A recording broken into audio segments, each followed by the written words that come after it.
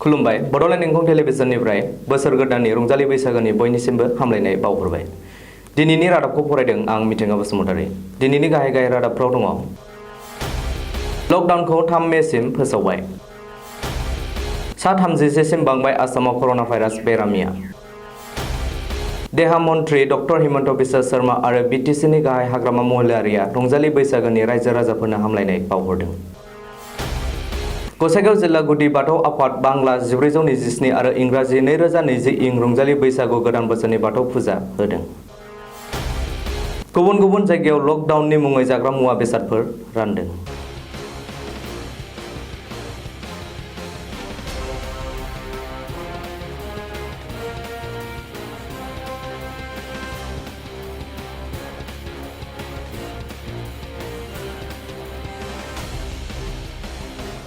दानिया आबुं रादाब। हादोरनि गाहाय मन्थ्रि नरेन्द्र मदिया दिनै मोब्लिबारि खौरां बिजोंनि गेजेरजों फोसावनानै होयो दि लकडाउनआ फैगौ 3 मे 2020 सिम थाबावसिगोन। थांनाय 25 मार्चनिफ्राय 21 साननि थाखाय फोसावनाय लकडाउनआ दिनै थामहिनबा 14 एप्रिल खालिसिममोनब्लाबो गाहाय मन्थ्रिया फिन लकडाउननि सानखौ 3 मे सिम बारायनानै होबाय। गाहाय मन्थ्रिया लकडाउननि सान बारायनायखौ फोसावनायजों लोगोसे फोरमायो दि मुलुगखौनो साग्लोबबोनानै मानसि जिबिखौ बेंगारुवा खालामना कर'ना भाइरासनि गोसारनाया भारतआवबो गिख्रंथाव बांबोगासिनो थानायखौ नोजोर होनानै लकडाउननि सानखौ बारायनो गोनां जादों। मदिया लोगोसेनो सांग्रांथि होनायजों बुंबावोदि जाहाथे कर'ना भाइरासआ गोदान रायजोआव सन्देरहैया आरो सन्देर जानाय मानसिफोरनिफ्राय गुबुन गुबुन मानसिनाव गोदानै सन्देरलाङा बेनि थाखाय देहा बिफान, खुंथाय बिफान, पुलिस बिफान आरो गासैबो रायजोनि सोरखारा गोख्रों खामानि मावदों आरो रायजो राजाफोरा खान्थि बादियै सोलियोब्ला कर'ना भाइरासखौ फोजोबस्रांनो हागोन होनना बुंनो हायो। गाहाय मन्थ्रि मदिया मिथिहोबावोदि आथिखालाव भारतआव कर'ना भाइरास बेरामिखौ फाहामथाय होनो थाखाय 1 लाखनिख्रुइबो बांसिन बेडनि राहा खालामबाय। बबेखानि कर'ना भाइरासखौ होबथानो आरो बेनि फाहामथायनि राहानि थाखाय भारतआव दिनैसिम 200निबो बांसिन देहा फाहामसालियाव कर'ना भाइरासनि बेरामिखौल' नायनाय जायो आरो 220 देहा आनजादसालियाव कर'ना भाइरास टेस्ट खालामनाय जागासिनो दङ। गाहाय मन्थ्रि नरेन्द्र मदिया फोसावनानै होबावोदि लकडाउननि खान्थिया सिगां जेरैमोन बिब्दिनो थागोन। कर'ना भाइरास बेरामिया आसामावबो सानफा साफा बांबोनायनि खौरां मोननाय जादों। मंगलबार खालि बेलासे समसिम आसामाव कर'ना भाइरास सन्देर जानाय बेरामिनि अनजिमाया सा 30 मोनब्लाबो हर गेजेरसिमहालागै गवालपारानि सासे सुबुंनाव कर'ना भाइरास पजिटिभ मोननायनि रिपर्ट मोनो। बेजों लोगोसे आसामाव कर'ना भाइरास सन्देर जानाय बेरामिनि अनजिमाया मंगलबारसिमहालागै सा 30 सिम बाङो। आसामनि देहा बिफाननि सुलुङाव बुंनाय बायदिब्ला आसामनि 31थि कर'ना भाइरास सन्देर जानाय मानसियाबो निजामुद्दिन मार्कासआव थांनायजों लोब्बा गोनां। आसामाव कर'ना भाइरास सन्देरनायखौ होबथानो आरो फाहामथायनि राहा लानो सान हर खामानि मावनायनि गेजेरजोंनो देहा मन्थ्रि डक्टर हिमन्त बिश्व शर्माया आसामनि गासैबो रायजो राजाफोरनो रंजालि बैसागु फोरबोनि गाहाम हामलायनाय बावहरदों।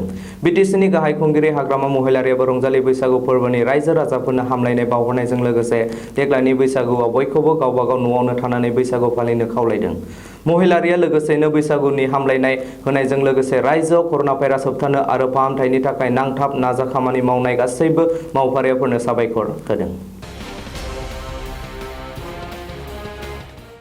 क'क्राझार जिल्लानि गसाइगाव महकुमानि सिङाव थानाय संकस बोराइ दैमा दायनिमारि बान्दो बल्लाम जरायाव जारिमिनारि संकस खेराइ खुंग्रा थानाव गसाइगाव जिल्ला गुदि बाथौ आफाद बांला 1427 आरो इंराजि 2020 मायथाइनि रंजालि बैसागु गोदान बोसोरनि फुजा फाथि होनानै गोदान बोसोरनि बाजार लादों। लोगोसे गसाइगाव जिल्ला गुदि बाथौ आफादनि आफादगिरि मुर्शि जगत दिपेन नार्जारि बिथाङा बांला 1427 आरो इंराजि 2020 मायथाइनि रंजालि बैसागु गोदान बोसोरखौ बरायनायजों लोगोसे गासै बर' रायजो राजाफोरनो रंजालि बैसागु गोदान बोसोरनि हामलायथि बावहरनायजों लोगोसे बुहुमनाङैनो साग्लोबनाय महामारि कर'ना भाइरासनि बारग'नांगोननि थाखायबो गासैबो बर' रायजो राजाफोरखौ सांग्रां थानो खावलायदों। दिनै आङो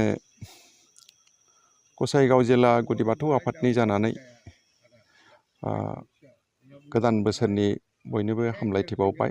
जोंनि गासै बर'फोर आरो गासै आसामनि सुबुंफोर, भारतनि सुबुंफोर आरो बयबो जाहाथे सुबुं माहारिया दानि जे कर'ना भाइरासजों लोगोसे जों जाहाथे बयबो बेखौ जोङो गाहामै गाहाम जों जाहाथे बेखौ सौसिलांनो हायो आरो बयबो जाहाथे गाहाम देहा लाखिफिननो हायो आरो बयबो जाहाथे हामनो हायो। दा बेनि थाखाय आङो गासै सुबुं माहारिनि जानाय गासै बुहुमनि सुबुं माहारिनि जानानै जोङो बयबो ज' जानानै जों आइ आफामोनाव जोङो दिनै खावलायफैदों।